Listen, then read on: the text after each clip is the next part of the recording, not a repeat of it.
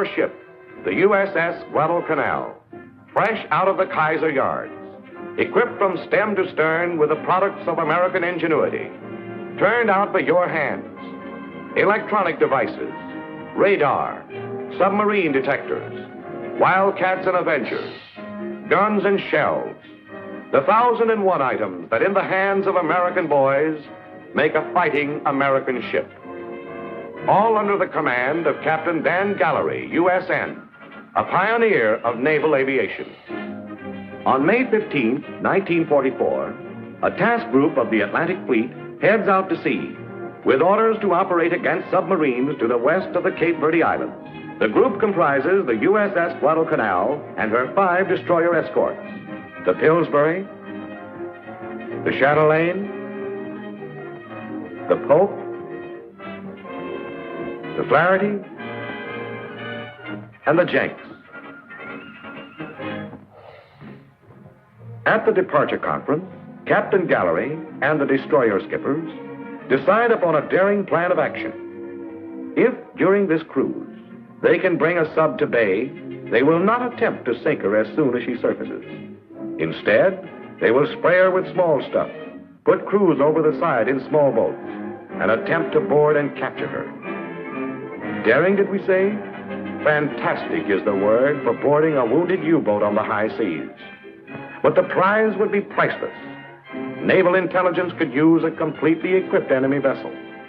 So during the voyage, prize crews were trained and rehearsed for this bold hope. Here's the hand-picked boarding party of the Guadalcanal. Let's meet some of them. Chief Photographer's Mate Clifford Whirler. His job will be to get inside the sub, take pictures of all installations in case she cannot be kept afloat. Chief Pharmacist Raymond Jackson, Fredericksburg, Virginia. He served 10 years in the Navy. Lieutenant J.G. Milo Keck, a veteran sea dog with 25 years naval experience. Ensign Fred Middaugh, an electrician's mate first class William Stein. Stein, a crack electrician, will assist Ensign Middaugh in the job of checking the batteries and all operating motors of the enemy vessel. Ensign James Griffin and machinist mate second class Walter Waller. Ensign Griffin will check the sub's diesel engines. Waller is to be engineer of the party's whaleboat. In command of the boarding and salvage party is Commander Earl Trocino, engineering officer of the Guadalcanal. Over on the USS Pillsbury, a similar party is being trained by Lieutenant Albert David. On June 4th, 1944, the task group is searching for a sub reported 150 miles off the coast of French West Africa, when suddenly at 11:10... Frenchie to Blue Jay, I have a possible sound contact. Nothing startling for the moment. Possible sound contacts are made every day, but a flat top has no business near them. With her high freeboard and her thin skin, she is a sitting duck for any sub which surfaces within torpedo range. So the Guadalcanal swings away, while the 2 nearest destroyers break off to assist the Chatelaine, which has made the sound contact. And the Guadalcanal's patrol of 2 Wildcat fighters is ordered to the scene. Then Commander Knox of the Chatelaine announces, Contact evaluated as sub and making attack. Almost simultaneously, both fighter planes sight the long, dark shape of the submarine running 60 feet below the surface and sing out, Sighted sub. At this point, the sub reverses course, temporarily shaking off the destroyer. But the Wildcats can see the sub and reveal its position by firing their guns in the water at the spot where the sub is disappearing. This is a remarkable example of aircraft actually directing the attack of a surface vessel on a U-boat. At 11:21, the destroyer makes a depth charge attack.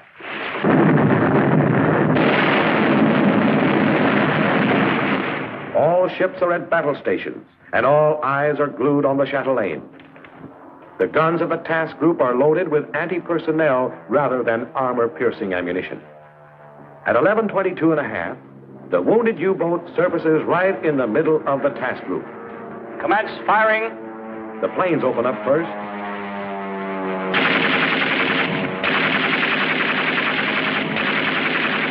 Now the blow really begins.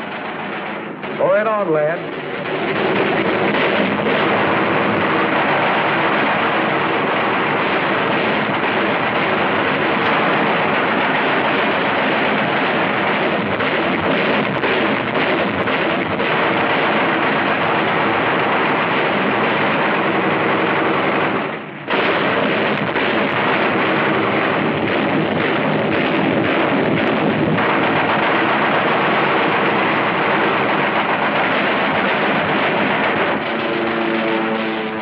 Firing away all boarding parties. The Nazis are scrambling overboard. There are the Nazis in the water in their rubber rafts.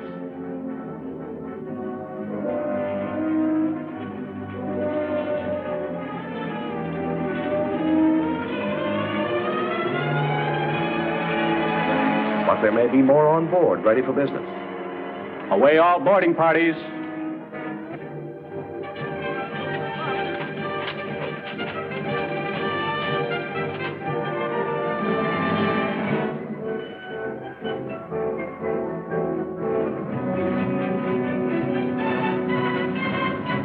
The sub's rudder is jammed, and she is running in a tight circle to the right. But the planes are all set to open up if she makes a false move. This is it. For the first time since 1815, the United States Navy boards a foreign enemy man of war on the high seas.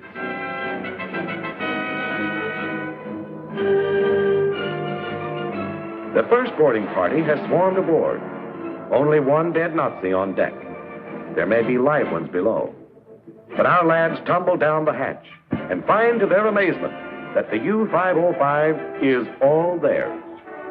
All theirs, that is, if she doesn't sink or blow up. Here comes the Pillsbury making knots, and there's a second whaleboat with a boarding party from the Guadalcanal. The Nazis have done a hurried, frantic job of scuttling. A solid 8-inch stream of water is pouring through an open strainer. But Lieutenant David and his boys find the cover, slap it back in place, and secure it just in time. A few minutes more, and it would have been too late. The inrush of water is checked. Each man has a different job to do, has rehearsed it for months. And now that the chips are down, they come through. The ship is thoroughly searched. But she's still running wild, and the Pillsbury and more boarders are chasing her. Finally, the Pillsbury orders, "Stop sub's engines." But when the prize crew complies, the sub sinks so alarmingly that they throw the switches to full speed ahead, and the chase begins all over again.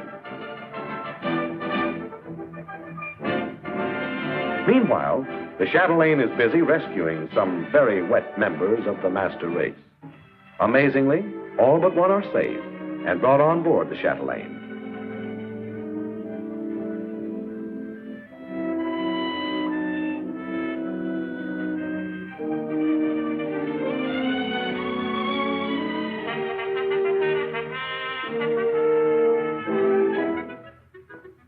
Dry clothing and cigarettes are passed around. The tradition of the sea is honorably and punctiliously respected. These men are the cream of the German Navy. They just can't believe that their ship has been captured, and by members of a decadent democracy. At last, the Pillsbury comes alongside and passes a line to the boarding party. A neat bit of seamanship. But watch out. That sub is still as dangerous as a wounded shark. She swings into the Pillsbury, and her bow flippers rip a long underwater gash in the DE's thin plates, flooding two main compartments clear up to the waterline.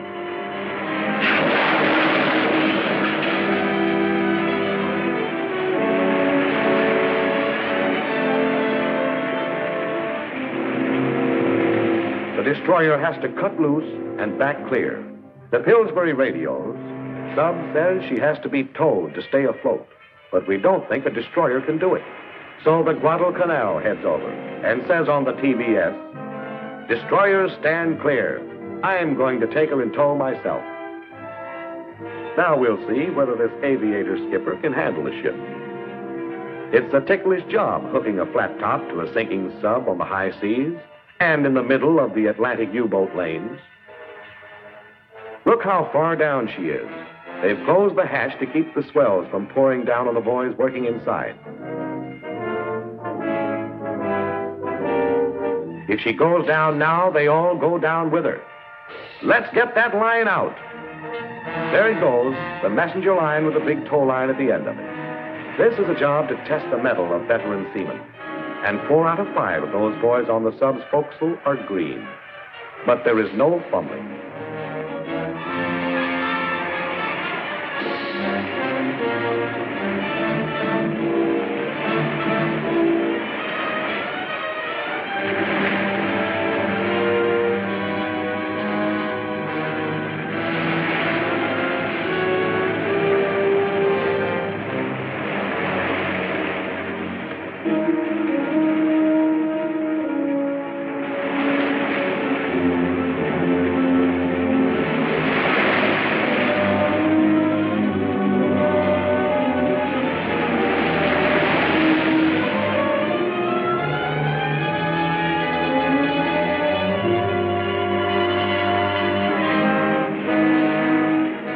Is made fast, and the anxious skipper heaves a sigh of relief as the sub makes way and rises in the water.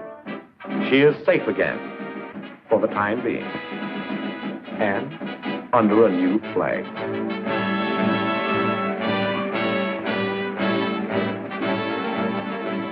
The task group forms up and on orders from the Navy Department heads for Bermuda, a grueling 2,500-mile haul with a riddled, waterlogged U-boat in tow. Normal flight operations are resumed and carried on day and night, despite the greatly reduced speed of the Guadalcanal. At times, there are only 15 knots of wind across the flight deck, and it's axiomatic that a flyer has to have 25 knots to land on a baby flat top. But these pilots land anyway, and without an accident.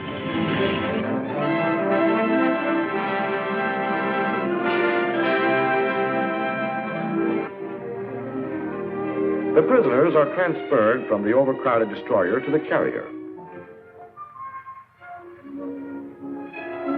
The one in the stretcher is Oberleutnant Jerzy Herrlang, captain of the U-505. The first man out of the conning tower, he was instantly blown overboard by a shell.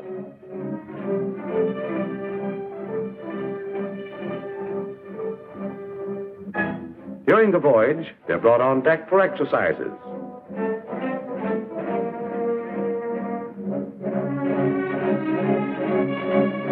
And a thorough salt shower.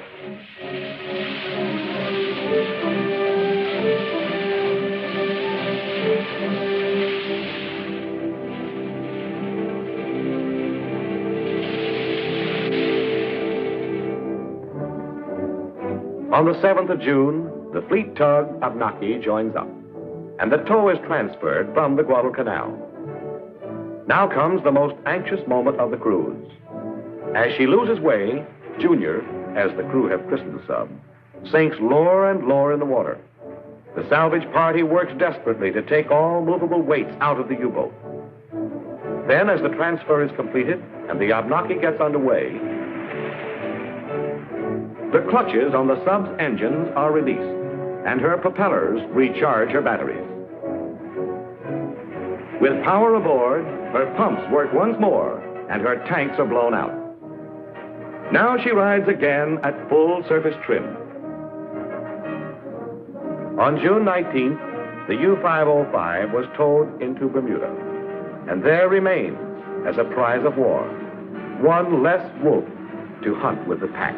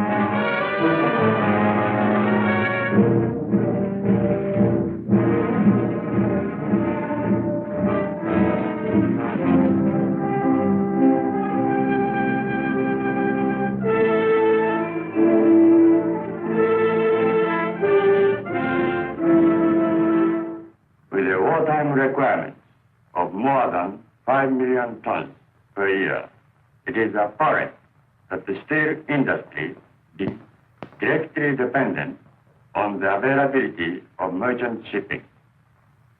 Thus, the state of health of steel production could be said to be directly dependent on the operation of United States submarines.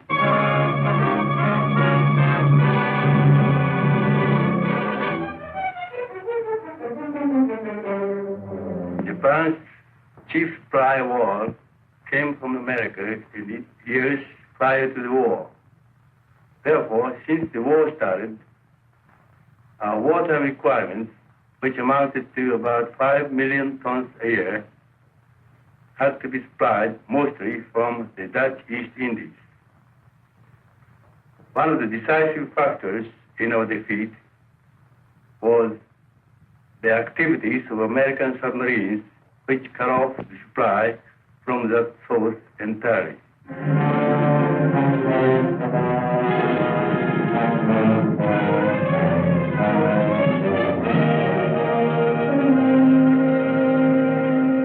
Our records show that about 36% of the major vessels, larger than destroyers, were lost to the United States submarine.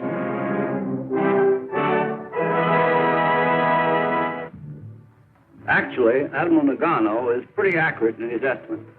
The latest reports, and we've checked and double-checked them, show that 1 battleship, 9 carriers, and 15 cruisers of the Imperial Japanese Navy were sunk by Allied submarines. He might have added, though, that 42 destroyers and 28 submarines were sunk in the same way. Not a bad few years' work. By the way, I noticed the Admiral didn't give any figures on their merchant marine. Well, that's understandable. It must be quite a painful subject to him. There just isn't any more Japanese merchant marine. Our submarines accounted for 63% of that important branch. Mr. Nomura probably could have told you that 104 of his vitally needed tankers were victims of submarines. Their merchant marine was destroyed on the high seas, in the ports of the Japanese Empire, and even in the shallow waters off the China coast, where the submarines had to operate as PT boats since there was insufficient water for diving. Admiral, do you think in these articles we're writing, we could explain why, during the war, there was so little publicity given our subs and the shellacking they were handing the Japs? I wish you would. It was just something that couldn't be helped. At the beginning of the war, some divisions visited the front and then broke into print and they got back about how American submarines didn't fear Japanese destroyers. They boasted that the nip depth charges weren't big enough to hurt us and weren't set deep enough to reach us. You can imagine how joyfully the Japs received that news. They radically changed their tactics and we lost, I should say, about 10 submarines with all on board before we could improve our construction sufficiently to slow the Japs down. Is that when you became the silent service? Right then and there. We buttoned up our lip instead of with torpedoes. Besides, there was too much work to do to permit talking about it. Just visualize the spot we were in, December 7th, 1941. There wasn't time to be bitter. It was up to us, the small ships. The big ones are out of the picture. Yesterday, December 7th, 1941, a date which will live in infamy. The United States of America was suddenly and deliberately attacked by naval and air forces of the Empire of Japan. Yes, it was up to the submarines. At that time, we had exactly 51 submarines in the Pacific, and that included 12 of the old S-class. Small and slow, but they gave a good account of themselves. On December 15th, 8 days after Pearl Harbor, American subs drew their first blood. The Swordfish was cruising off Hainan Island in the South China Sea. On the radio, they could hear the voice of a Japanese woman speaking faultless English. Later, she would become famous as Tokyo Rose. We know very well that American submarines have headed west from Pearl Harbor. If American submariners are wise, you will turn back. Certain death awaits you over here. And now I'll play for you, unfortunate Americans, a popular recording. One week after Pearl Harbor, the Atsutsusan Maru, 8,663 tons, became the first victim of an American sub. A dubious honor.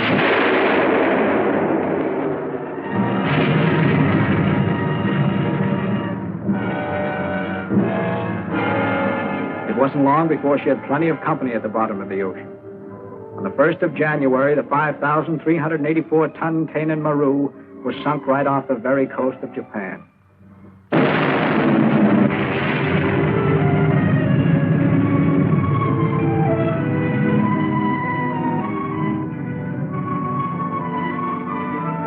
But those early days were tough. Just look at the vast amount of territory the Japs overran in no time at all. Naturally, they wanted to consolidate. Keep all that loot from the conquered territories pouring into Japan. Fuel, oil, rubber, coal, iron, rice. It was our job to see that most of that loot didn't get there.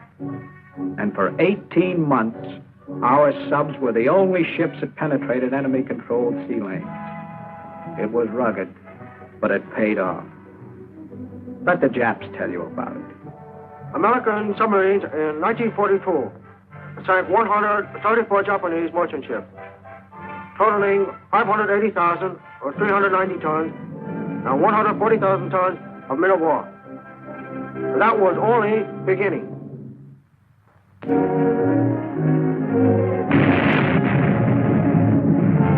Yes, only the beginning. Even newly commissioned subs got big scores. For instance, the Trigger. Her story starts in Mare Island. That's the way she looked at me the first time I ever saw her. I was reporter's mess attendant. Got to be officer's cook first class time I was transferred. She didn't look like nothing much to me right then. Just a lot of pipe and steel. No life, no spirit. But I felt a little better when I saw the galley. Small but clean, the latest in devices. A man sure could get a mess of cooking done in there. But all in all, I sure felt let down. I said to myself, man, what possessed you to volunteer for the subservice anyhow? Next time you keep your big mouth shut. I began to feel a little better, though, about the Trigger when we got underway. There was just something about it. Well, by the time we reached Pearl, the Trigger and me was friends. She'd sure won me over. How'd you do it? Well, I tell you, shippers. Well, it's like our exec says. He says, I don't find it any easier than the steward to put into words what I feel about the Trigger. I think it's that all ships have souls, and all sailors know it. But it takes a while to learn to commune with it. It took me quite some time. But when it happened, it was our first patrol and our first kill. Off the eastern coast of Kyushu, a good-sized freighter. Clear the bridge. Take her down before we're spotted. That baby might mount enough guns to blast us to kingdom come. Take her down.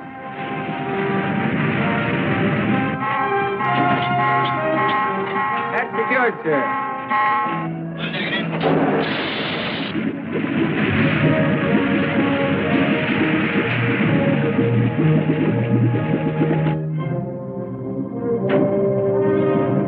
Now, let's take a look to see if she spotted us.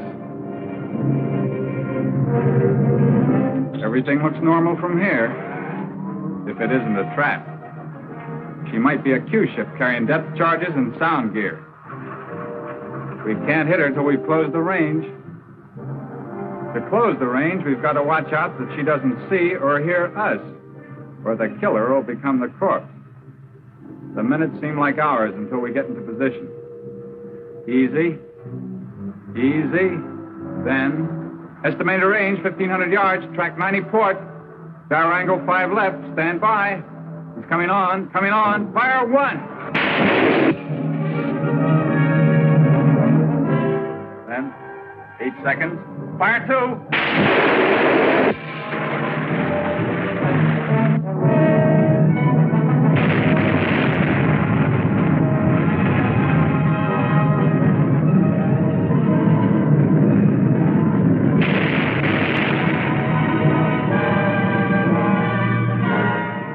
come of age. But she was soon to face her first ordeal. Depth charging.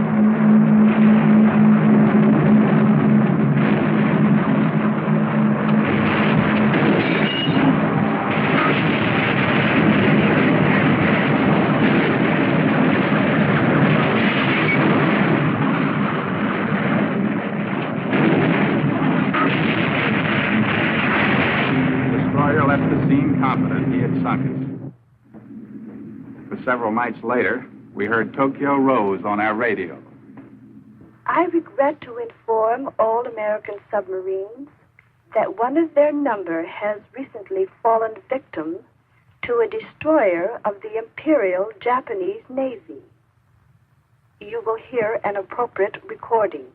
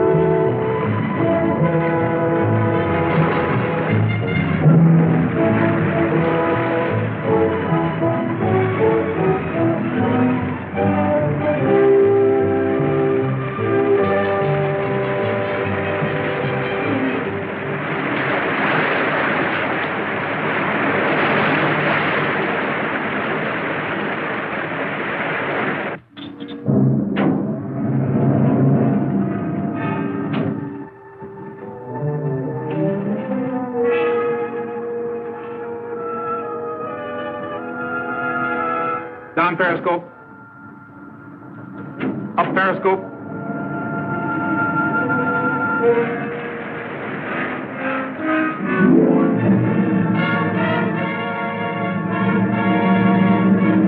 Down periscope.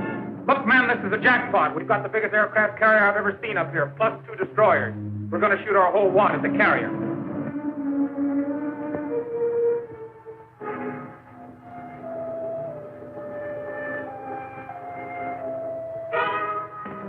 Up periscope.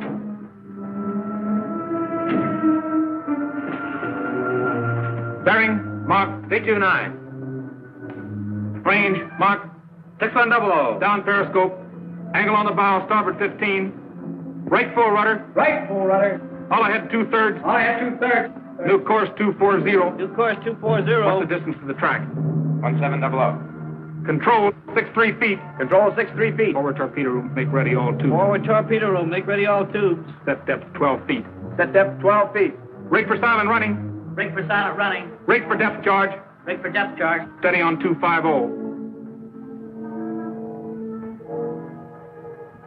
All ahead 1/3. All ahead 1/3. How much time I got? None, sir. Torpedo run 1100. Rings about 1600. Gyro 005 increasing. Shoot any time. Stand by forward. Stand by Up forward. periscope. Check bearing and shoot. Bearing. Mark. 345. Down periscope. Set. Fire. Fire 1. 1 fire 3rd. Fire. Fire 2. 2 fired. Fire. Fire 3. 3 fired. Set. Fire. Fire 4.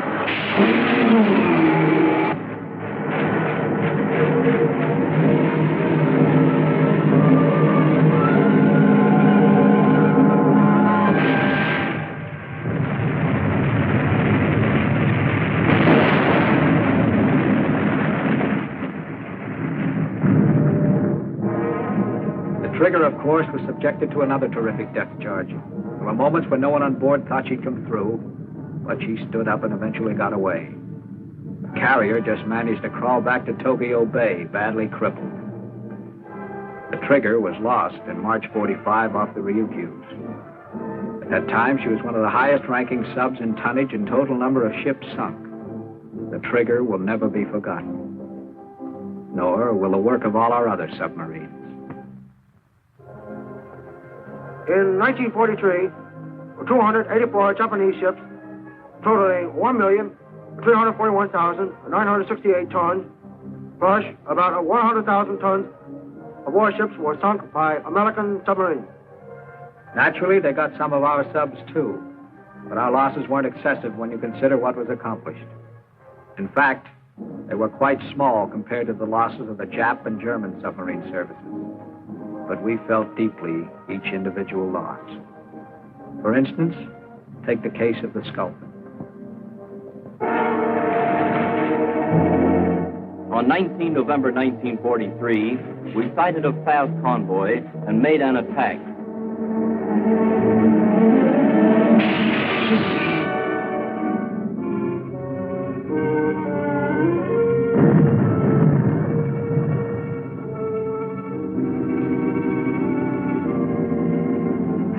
Their screen detected us and immediately subjected us to depth charging.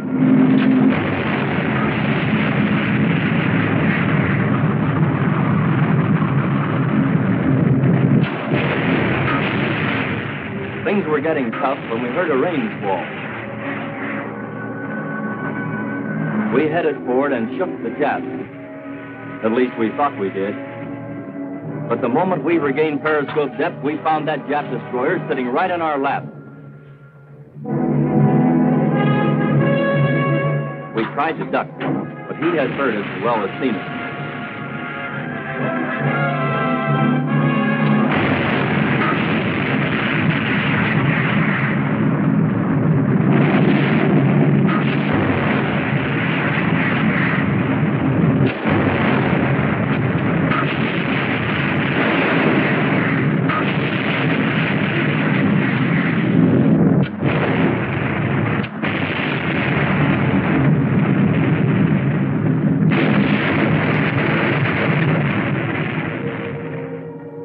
After 5 hours, the batteries were almost flat and the men completely exhausted.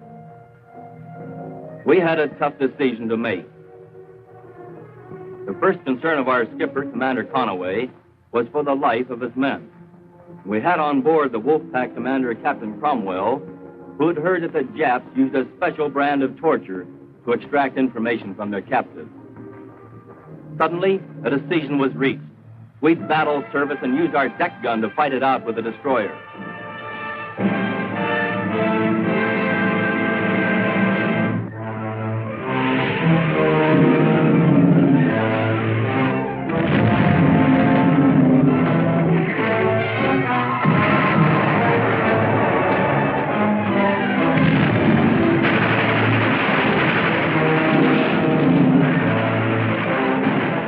Commander Conaway and the next two in command, Lieutenant Allen and Lieutenant DeFries, were killed almost instantly. I succeeded to command.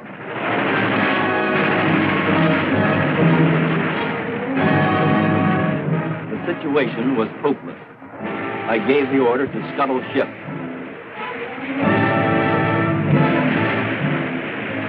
Captain Cromwell chose to go down with the boat because he knew too much. Ensign Max Fiedler also went down with the Sculpin.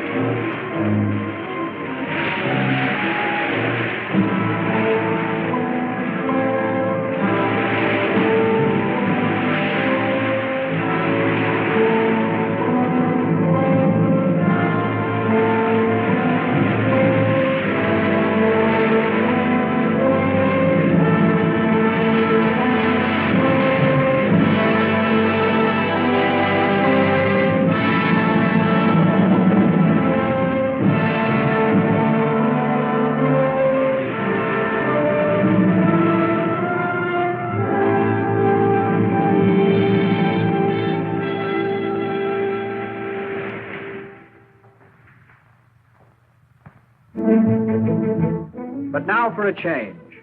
It was a very pleasant phase to our activities. Patrols were tough on bodies and nerves, so we arranged a program of relaxation and rehabilitation between runs that was the envy of every branch of service.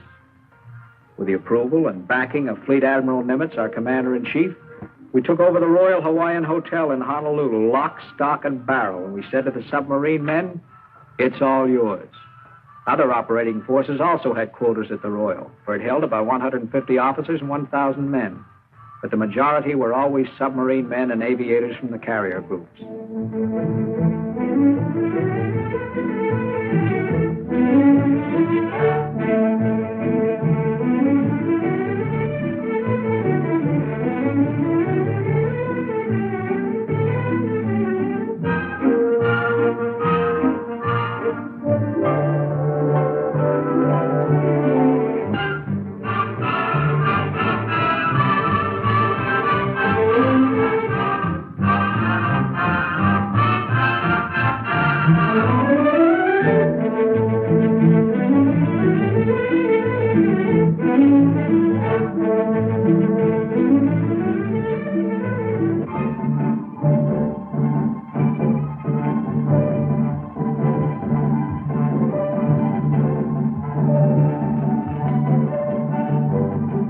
I guess the Royal Hawaiian was one of the reasons there was a waiting list for sub-duty.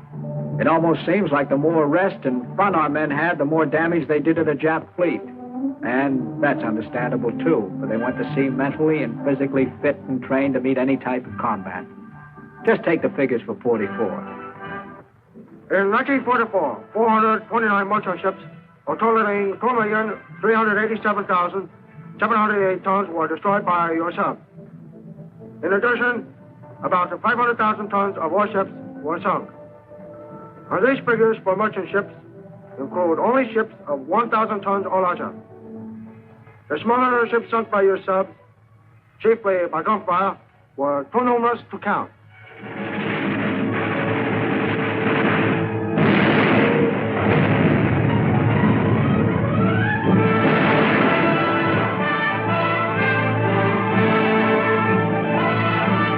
Yes, the Jap fleet was just about shot. In fact, by 1945, targets were getting awfully scarce and awfully small. What was left of Jap shipping tried desperately to crawl home, hugging the coasts. But our subs went right after them, right into the dangerous shallow water, right along the China coast and into the mine-filled Yellow Sea. We gave them no rest. This was about the time of the big carrier strikes and the B-29 raids in the homeland, which brings up another interesting phase of submarine work, lifeguard duty. That is, the picking up of our downed aviators. We had quite an air-sea rescue system worked out. It didn't get much publicity because we didn't want the Japs to know about it. I'm an electrician's mate, second class. Of course, that means I don't get to see much topside action, so the other day I says to the chief, hey, Chief, how about me getting on the gun crew? He thought I was kind of crazy wanting to be topside with the others, but he finally gave in, and here I am.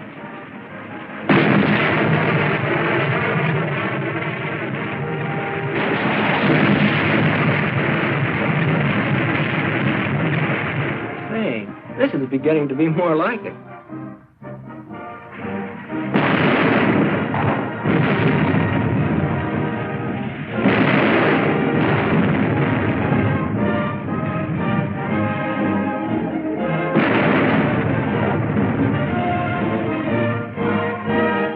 That's one load of fish that won't end up in Jap bellies. How about this? Prisoners. Welcome aboard, boys. You'll find conditions a little cramped, but we'll treat you right, feed you well, even though you don't deserve it. I'd always heard that Japs would rather die than be taken prisoner, but these guys don't seem to object to our rescue efforts. Wait a minute.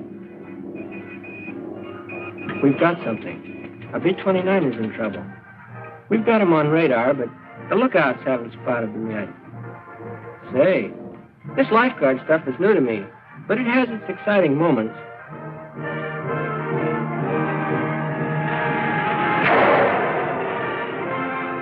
Brother, am I glad I'm not on that plane. Well, here's a couple that were lucky enough to jump. We're going over to pick them up and then survey the wreckage to see if there are others we can rescue. Maybe we'll find some still alive. This job of dragging tired and half-drowned pilots aboard a sub looks easy, but It takes careful handling and a certain amount of risk on the part of our own boys. Climbing up the side of a slippery outer hull and superstructure in a choppy sea isn't easy, even for one of our own men. So it gets a bit complicated when these zoomies drop in on us.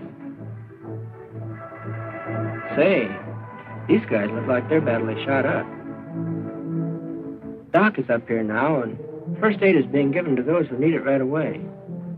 There isn't time for treating for shock and exposure on deck because we're in enemy waters and subject to attack at any moment, so the skipper says to get them below as soon as possible. Here we are now, down in the chief's quarters. Doc has made this compartment into a first-class operating room. Looks like we're going to have more company in a few minutes.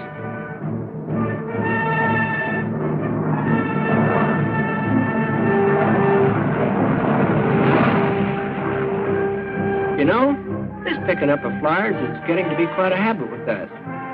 Of course, most of the guys here on the sub would rather be firing fish or the deck guns, but it's a great feeling to be able to rescue a swell bunch of fellows like these, and it's a relief to have somebody new to swap yarns with after being out here for so long.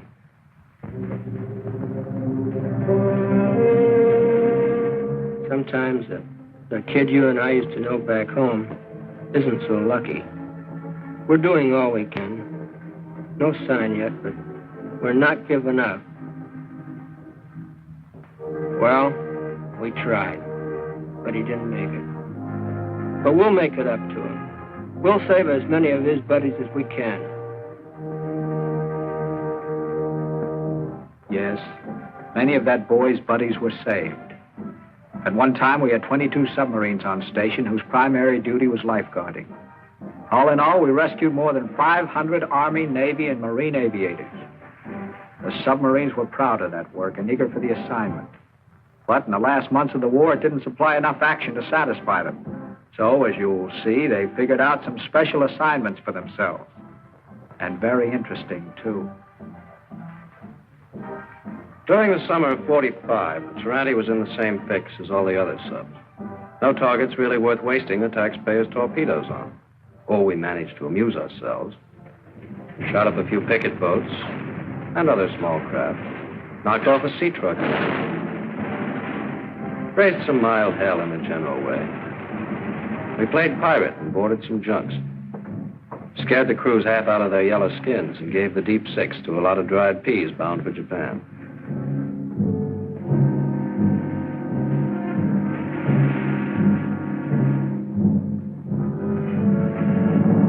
We took a few prisoners.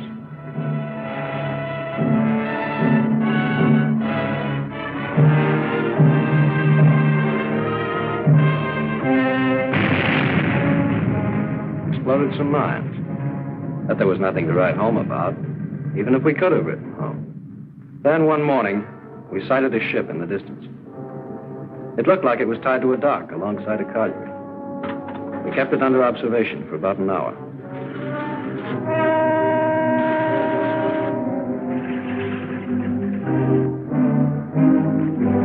Looked like a 2,000 or 3,000 ton freighter taking on coal by conveyor.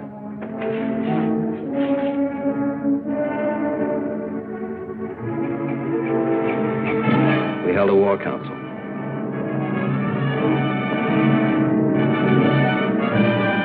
It'd be risky, entering a harbor full of rocks and shoals. Should we try it? Well, we didn't come out here to sit on our duffs. We changed course. Then the skipper, as he always did, spoke to the crew. Fellas, I think you might like to know what we're up to.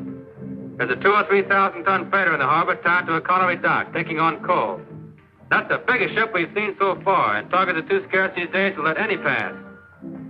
On the good side of the ledger, I can mention these two items. One, there seems to be a lack of patrol craft in this spot, and two, I don't think there are any mines because there's an awful lot of small craft around. Now, on the bad side of the ledger, the harbor's full of rocks and shoals, and navigation's going to be tough. We'll make a submerged attack, but then we'll have to service and high-boat it out. If we're caught in here submerged, it'll be just too bad. However, we have the best navigator in the business. So what are we waiting for? Let's go. Battle stage is submerged. We got into position, went through the preliminaries. Let me tell you, right here and now, when the real thing comes up, it's like nothing you ever went through in your life. When that scope goes up in this harbor, you're playing for keeps. Your blood pressure tells you that.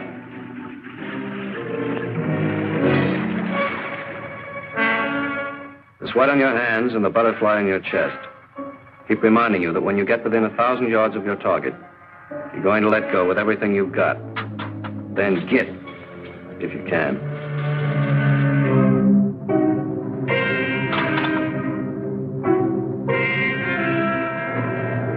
The exec's look confirms it. We're dead on. And coming closer. Closer.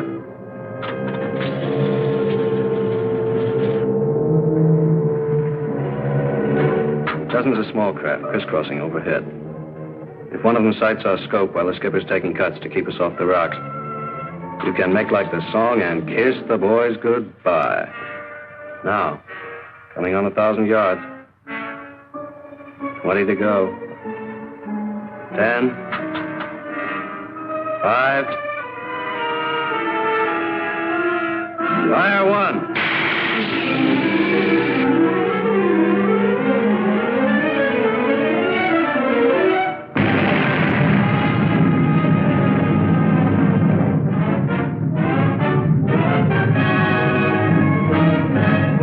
Look at him scramble. Nuts. She's listing to port and down by the bow, but still afloat. Hey, wait a minute. They manned their deck gun there on the right. Looks like they think a plane got him. But we can't surface while that gun's still in business. All right, then, let her have another fish, just ahead of the stack. Polish off ship and gun crew both with one blow. Fire 2. Swing left again. Sonar reports fish ran true, but suddenly stopped. No explosion. Must have buried itself in a mud bank or a torpedo net. But there's not time to speculate. The Nip gun crew spotted our periscope. They're taking pot shots at us. Better slip them another fish, and quick. Steady on 280. Torpedo run, 750. Depth set, 2 feet. Gyro angle, 038. Fire 3.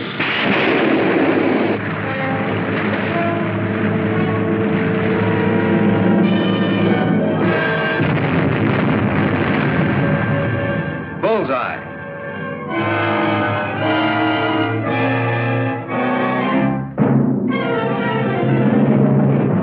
And now, as Shakespeare said, let's not stand upon the order of our going, but let's go.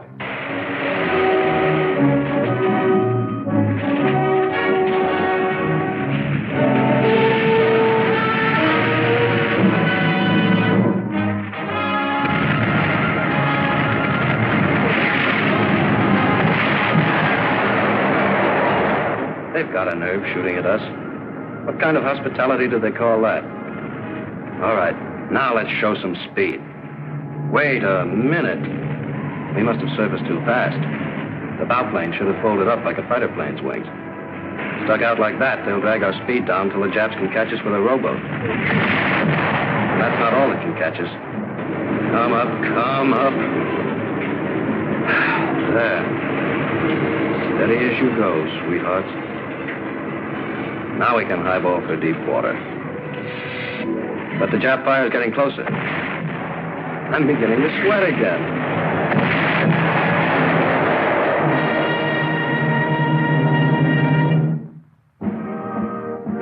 Well, here we are, getting the decoration. So I guess we made it all right. But believe me, it was close. That was months ago, but I've just about now stopped sweating. The Power and Light Company is going to seem awfully beautiful in a few weeks when they hand me that ruptured duck. But, brother, how I'm going to miss this boat. And the boys. Yes, we rewarded our men in the submarines. Tried to honor them for the heroic things they had done. But nothing we can do, nothing we can say can properly express our gratitude to these men of the silent service. And of the men who did not come back, the men who went down with their ships, what can we say? How can we repay them? Shall we not echo their prayer? May God grant that there be no next war. But they know and we know that if there is, and whether it be fought with weapons we now know or with weapons at whose nature we can only guess, you will find submarines in the thick of the combat, fighting with skill, determination, and matchless daring, doing their utmost for all of us, and for our United States of America.